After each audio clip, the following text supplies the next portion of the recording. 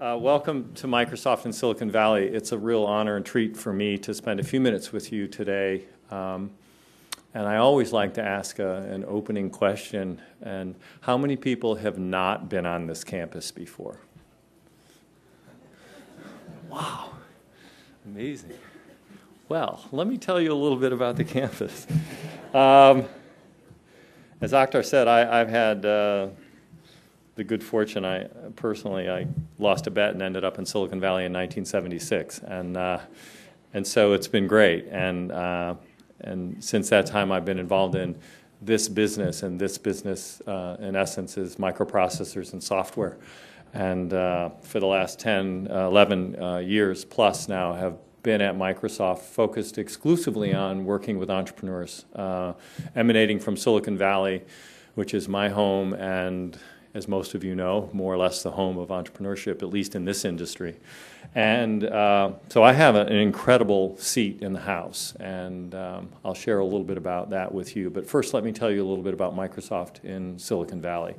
The company's been here for a long time. Most of you, have given the show of hands, probably didn't know that this campus existed. It's been here a little longer than I have been here, so about 12 years. And someone very wise decided to build a home for all of the different businesses that existed back then that were parts and pieces of Microsoft. But the company's history goes back plus 30 years or so into the Valley. There was a really early acquisition here of a company that eventually became PowerPoint. So most everyone's familiar with PowerPoint. And that team is still here, and the leaders that build the graphics engine for Microsoft Office, who were part of that original team, they're still here too. So lots of people have come to the company through acquisition as well as organic growth, and the end result is there are approximately 3,000 people doing development work for Microsoft in Silicon Valley. So in some ways, while we're not the home team here in town, we've got a pretty good team here in town, and it covers about 15 different businesses. Ranging from all the silicon work that goes into Xbox to all the Hotmail and live mail accounts and live services for Windows, all of our video and television infrastructure work. Skype is here in Silicon Valley, which is now part of the Microsoft family. Lots of work in and around distributed systems research. We have a world-class research organization here with about 100 PhDs in the area, right around the corner. A lot of our search and voice work is done here, so there's a tremendous and deep group of employees who have come from and participated in the industry for a long time. As Akhtar said, I get the good fortune of looking after how entrepreneurs can engage with Microsoft. The first thing 10 or 11 years ago was to think some deep thoughts about what that would mean in the future. It was pretty clear how to work with us in the days of, say, client technology. If you wanted to build an application for a client, Windows had pretty good market position, so it was pretty straightforward that you'd pick Windows. And on the server side, we had lots of technologies that were interesting as well. But the world has changed radically, and as a result, our approaches have also changed radically in terms of how we work with and engage with the community. So let me pivot for just a little bit and talk a little bit about some of the company-wide initiatives that I get to participate in, Akhtar as a colleague participates in, and we kind of wrap them up with a recent launch and announcement of a global initiative we call Youth Spark. The company is made the observation, I don't think it's rocket science, I think you're all here for the same reason, that the next generation of youth matter, and in fact they have demands, and in fact we should meet them or we'll all be in trouble because they'll be our caretakers in the not too distant future.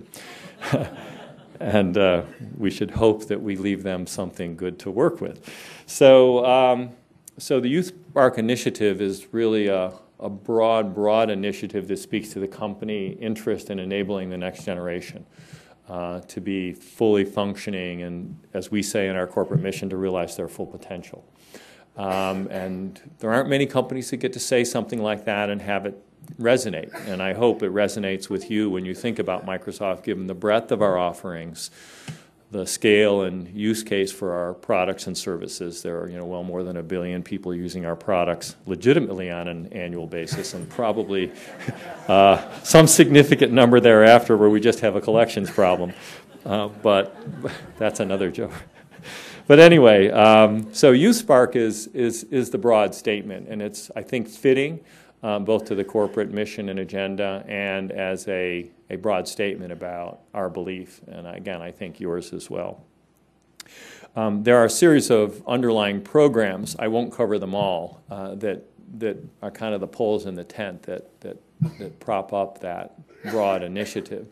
And part of what I get to look after is the commercial side of that, partnering with the team that focuses on the education and philanthropic side. So on the education side, we have programs like DreamSpark. People are maybe generally familiar with that. If not, go to your favorite search engine. You can look up BizSpark and DreamSpark and learn more about it. And then the Imagine Cup. And so you're noticing that we have some things going on here with the Imagine Cup, and I want to make sure that you're all invited, and we'll come to the dinner this evening where we're going to be honoring some of the Imagine Cup grants program finalists. And we have ways for non-commercial legitimate license right to our products to go out to tens of millions of students a year.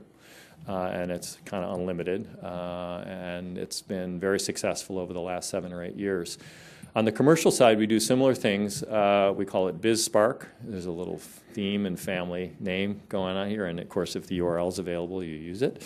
And so that's an area where we make a very broad set of investments in entrepreneurs that want to build businesses who can use our technology at no charge for 3 full years in any volume. And so if they're less than 3 years old, less than $1 million in revenue, and private, and there's some local variations that apply on the less than $1 million in revenue, but roughly speaking, that's the global approach.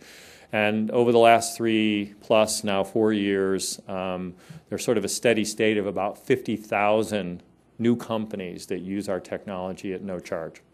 And they graduate every year and then pay services fees to maintain the products if they're ongoing, and that's very much what they would pay, even to the open source community, if you will, that doesn't charge typically for software. So it's a way for us to make a broad investment on a global scale. So 50,000 plus currently active companies in 120 or so countries around the world.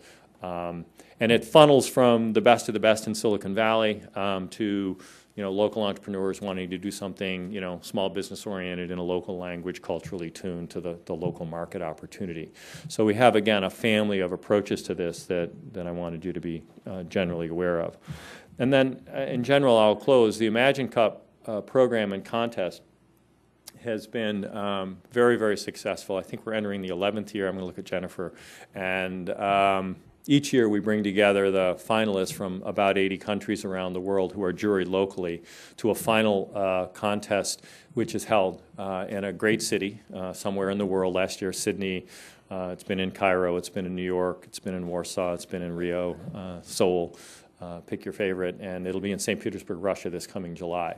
And we bring together teams of up to 4, and they're juried by a terrific group of venture capitalists and academicians and others who have a sense of this, and the themes have pretty much tied to global millennium development style goals, but we're expanding a little bit in and around gaming and things like that where the enthusiasm lies.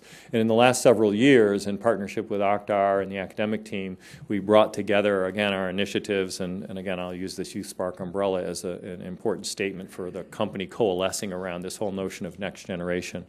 And make the reference that we have a grants program now that is made a formal commitment to $3 million of competitive grants being given out over the course of the upcoming, is it 3 years? Yeah, 3-year period, excuse me. And we have the 5 finalists here, and we've got a terrific program for them organized all week, and I hope you'll be willing to join us for the dinner this evening. And with that, welcome to Microsoft in Silicon Valley. Thank you for coming. Thank you for what you're all personally committed to, or else you wouldn't be here. And tell your friends that Microsoft actually has a home in Silicon Valley that's welcoming. Thanks. Okay, great.